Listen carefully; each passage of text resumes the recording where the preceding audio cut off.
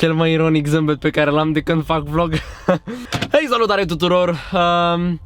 Am un comentariu la videoclipul cu mașina. Spune de ce mi-am șters toate videoclipurile pe canal. De pe canal. V-aș răspunde: dacă nu mi-ar fi dat eroare programul, l-am dezinstalat de 2-3 ori. A trebuit să-l cumpăr, că era crecut. Dă-i și cumpără-l, ca să fiu sigur. Tot nu mergea. Am stat, mi-am făcut nervi. Și când în sfârșit am rezolvat totul și am băgat filmările în program, ghiși ce? S-auzea un țuruit ciudat de la lămpi, de la nu știu de unde.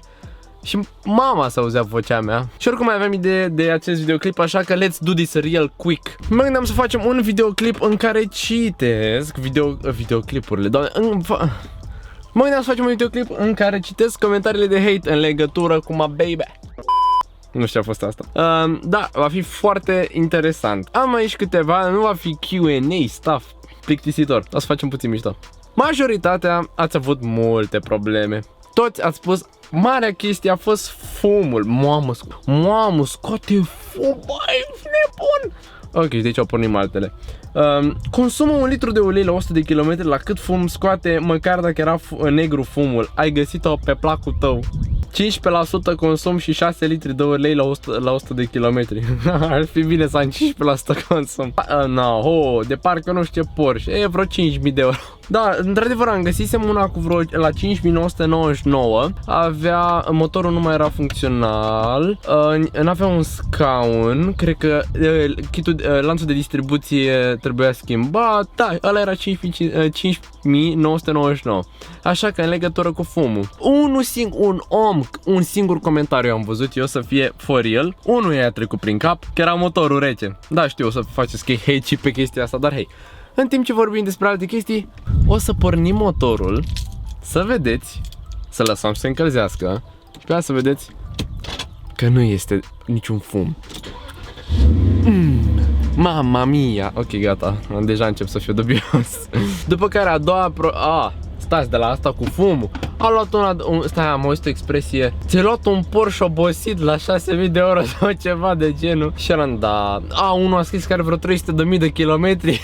Stați așa, are fix 160.000. Am făcut, nu știu, zilele astea când am fost să facem niște poze cu ea. Am pornit-o din aur că m-am uitat la ea mai devreme și încă nu e chiar motorul rece. Temperatura 1 și temperatura la ulei 2.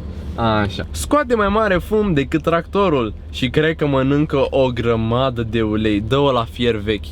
Mamă, dar ce papă ulei, dacă papă motorină, benzină. Cum pui mei? Deci deja îți imaginezi nivelul de cunoștință al unora să spună că e motorină. Și au început unii, deci le registră în conturi a unor băieței de, nu știu, 12-13 ani, care îmi comentau la videoclipul ăsta că trebuie să schimbi injectoarele și nu știu ce, și nici măcar nu știu care i-am văreajă accelerația. Bă, hey! Ok, acum asta e un videoclip în care îmi exprim eu frustrările, ok? Ce fum scoate cotețul ăsta, mai puțin și schimb motorul. Mulți au fost super de treabă, deci uite cum e chiar cu...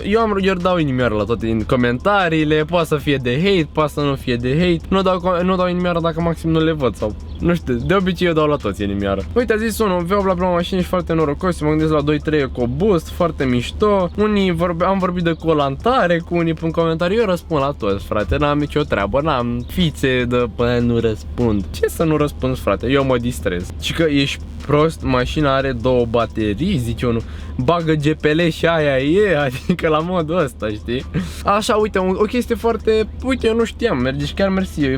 Cum repet, eu vorbesc cu toată lumea. Eu am zis în videoclip că se citește Bose. Și unul a spus, bă, nu se citește Bose, se citește Boss. Și eram, ok, uite, chiar nu știam. Deci, stați să mai găsesc niște comentarii. Încerc cumva să țin această cameră cu picioarele. Nu sunt hater sau ceva, dar tu nu știi mai nimic despre mașină, în afară de ce modificări vrei să-i pui. Ăla nu e diferențial blocabil, ci 4x4 cu plat. Oameni buni, este tot timpul, trag toate 4, tot timpul.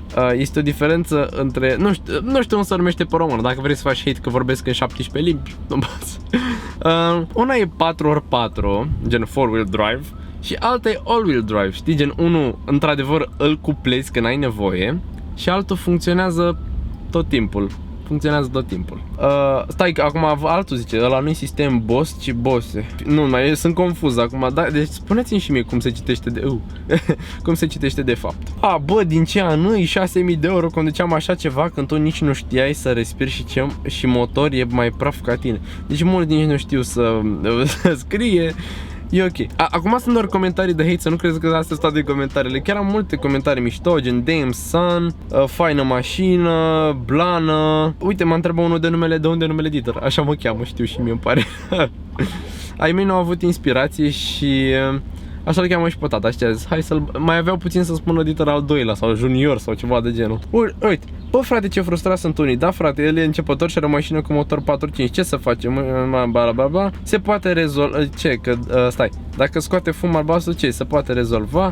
Da, na, sunteți frustrați că la 18 voia părinții Opel Corsa cu motor 1.2 și mi-a pun gaz pe el și el a fost. Păi frate, eu nu vreau să fiu rău sau să mă dau mare sau de asta. Eu mi-am luat atât de mult, am căutat mașina asta și când am găsit-o mi-a plăcut. E vorba să te respecti pe tine în primul rând. Mulți au zis că puteam să-mi iau un Golf cu nu știu ce, frate. Dacă tu mi-arăți un Golf care n-are curul tăiat, genul hatchback, care, nu știu, poți să mergi și la munte și oriunde și să nu rămân în zăpadă cu ea, are un V45 400 de ceva aproape de cai, are sistemul ăsta de autolapsus, sistemul ăsta de sonorizare, piele bej, trapă și toate alea. Eu promit pe cuvântul meu că dacă voi îmi dați un Golf de genul, eu o vând pe asta și eu pe aia, o nu mai arătați. Deci oameni buni, e vorba să vă respectați pe voi. Eu nu mi-am luat mașină ca să nimic altceva. E vorba că asta îmi satisface mie toate dorințele, îmi place, cu asta vreau să merg, vreau să mă respect, să mă pun să stau bine pe un scaun în timp ce conduc, să fiu în siguranță, să n-am grija că rămân în zăpadă sau că vreau să, nu știu, nu o bordură, că nu să urc pe bordură, nu știu, vreau să merg pe ceva mai înalt și să iau o pantă sau așa și am grija că zgâri botul din față sau nu știu ce. Uitați, tocmai am găsit comentariul de care spuneam, singurul comentariu, stai, like inimioară-i, nu stai că l-am pe ăla la pin.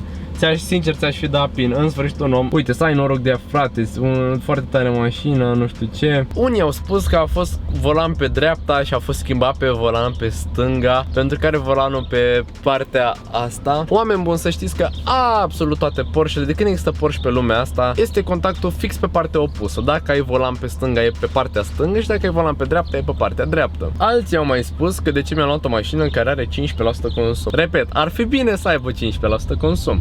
Acum nu mi-arată pentru că n-am mers eu, că stau cu ea pe loc. În funcție de cum mergi cu ea, pe DN, la vreo 80 la oră constant, să știți că am scos 11. Dar am mers în oraș, ce am fost la munte, ce am fost cu Cosmin și ce am dat și ce am mai hârjit-o și în general, vreo 25. Faceți și voi media, depinde cum mergi cu ea, adică serios, chiar poți să scoți un consum super ok. S-a încălzit motorul, ca să nu ziceți, ca să vedeți să zicem, și asta e ok. Da, știu, dacă vreți să comentați de benzină este pentru că n-am mai ajuns la benzinărie, pentru că am fost să facem poze cu ea și oricum am fost la o stradă și oricum n-are rost să bage nimeni benzină pentru că nu circulă nimeni cu ea, pentru că n-am permis. Mi le-au peste o lună. Haideți să vă arăt că nu scoate fum. Alții au spus că e plină de nu știu ce pe la bara de spate, că e lovită, că nu, de fapt a fost la spălătorie și i-a zburat un grilaj de aici. Și când am fost a doua oară pe la spălat, nu, invers. Asta a fost primul pe care l-a zburat și pe asta și am fac clișe de scop amândouă.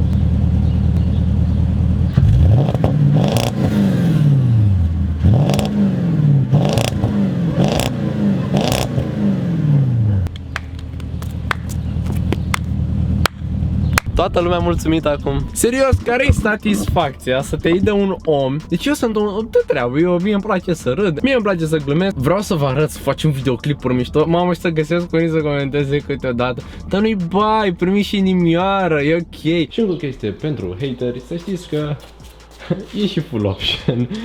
Are și jantele de pe turbo și cauciucuri la fel. E facelift. Nu e 6000. Nu uitați să dați un like, un share, un subscribe, să mă dați follow pe Instagram, da. Dacă v-a plăcut acest videoclip, nu uitați să dați un like, un share, un subscribe și sper că v-am lămurit. Pa!